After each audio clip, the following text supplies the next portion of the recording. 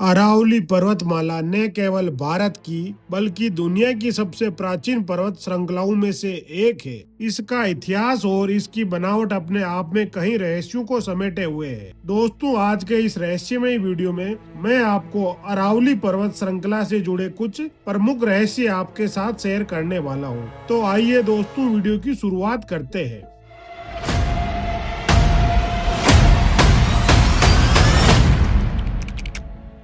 हिमालय से भी प्राचीन पर्वत श्रृंखला अरावली पर्वतमाला दुनिया की सबसे प्राचीन पर्वत श्रृंखलाओं में से एक है। अरावली की उम्र लगभग 1.8 अरब से 3.8 अरब साल के बीच मानी जाती है। दोस्तों, आपको जानकर हैरानी होगी कि हिमालय पर्वत श्रृंखला अरावली के सामने सिर्फ एक छोटे से बच्चे के समान है, क्योंकि हिमालय की उम्र 4 से 5 करोड़ वर्ष के बीच है। हिमालय दुनिया की सबसे युवा पर्वत श्रृंखलाओं में से एक है, जो आज भी लगातार समय के साथ बढ़ती जा रही है। इसीलिए अरावली पर्वत श्रृंखला को हिमालय से कहीं प्राचीन और पुरानी माना जाता है। अरावली भारत ही नहीं बल्कि पूरे विश्व में सबसे पुरानी पर्वत श्रृंखलाओं में से एक है। नंबर 2, अरावली पर्वत श्रृंखला का निर्माण कैसे हुआ? जब पृथ्वी की टेक्टोनिक प्लेटें आपस में टकरा रही थी, तब अरावली का जन्म हुआ। एक समय था जब अरावली की ऊंचाई हिमालय से भी अधिक हुआ करती थी,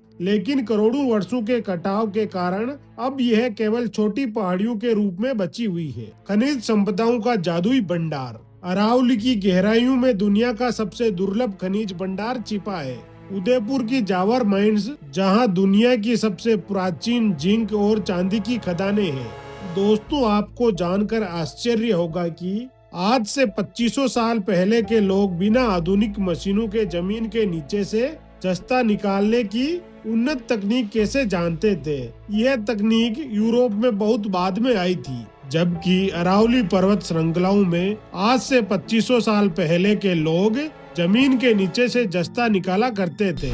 नंबर 3, अदृश्य सरस्वती नदी का संबंध। पौराणिक कथाओं और कुछ भूवैज्ञानिक शोधों के अनुसार विलुप्त हो चुकी सरस्वती नदी कभी अरावली के समानांतर बहती थी। उपग्रह से ली गई तस्वीरों में अरावली के आसपास पुराने जल मार्गों के निशान मिलते हैं। वैज्ञानिकों का मानना है कि अरावली के नीचे आज भी एक विशाल जल स्रोत हो सकता है, जो रेगिस्तान के बीच भी नमी बनाए रखता है। नंबर 4, आध्यात्मिक और हॉन्टेड रहस्य। अरावली की पहाड़ियों में कई ऐसी जगह है जिन्हें रहस्यमयी माना जाता है। बाणगढ़ का किला। अरावली की गोद में स्थित इस किले को भारत की सबसे डरावनी जगह माना जाता है। यहाँ सूर्यास्त के बाद किसी को भी प्रवेश वर्जित है। बेकायदा आर्कियोलॉजिकल सर्वे टीम ने यहाँ एक बोर्ड लगा रखा है, जिसमें स्पष्ट चेतावनी दे रखी है कि बाणगढ़ किले में सूर्यास्त के बाद और सूर्योदय से पहले किसी का भी प्रवेश निषेध है। माउंट आबू का गुरु शिखर। यहाँ कई प्राचीन गुफाएं हैं, जहाँ आज भी साधु संत गुप्त रूप से तपस्या करते हैं। माना जाता है कि यहाँ कुछ ऐसी जड़ी बूटियाँ पाई जाती है जो जीवन को असाधारण रूप से लंबा कर सकती है। नंबर 5, रेगिस्तान को रोकने वाली दीवार। अरावली एक प्राकृतिक ढाल की तरह काम करती है। यह रेगिस्तान को पश्चिम की ओर फैलते हुए थार रेगिस्तान को दिल्ली, हरियाणा और उत्तर प्रदेश की ओर बढ़ने से रोकती है। यदि अरावली की पहाड़ियों को खनन के जरिए खत्म कर दिया गया, तो भारत का पूरा उत्तर मध्य हिस्सा कुछ ही दशकों में रेगिस्तान बन जाएगा। हाल ही के वर्षों में अरावली की कई छोटी पहाड़ियां खनन करके गायब हो गई है, जो एक पर्यावरण चिंता का विषय बना हुआ है। नंबर 6, विलुप्त जीव और रहस्यमयी वनस्पतियां। अरावली के घने जंगलों में ऐसी वनस्पतियां पाई जाती है जिनका वर्णन आयुर्वेद के प्राचीन ग्रंथों में मिलता है। कई स्थानीय निवासी आज भी उन चमकने वाली पत्थरों और दुर्लभ जड़ी बूटियों के किस्से सुनाते हैं, जो केवल रात के समय पहचानी जा सकती थी।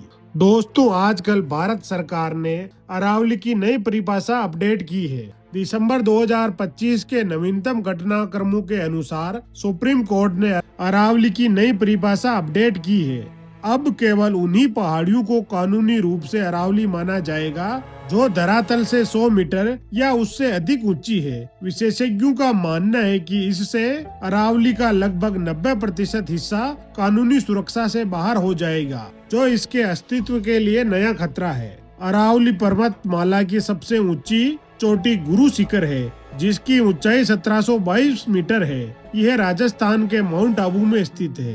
अरावली का विस्तार दिल्ली से शुरू होकर हरियाणा, राजस्थान होते हुए गुजरात तक लगभग 800 किलोमीटर तक फैला हुआ है।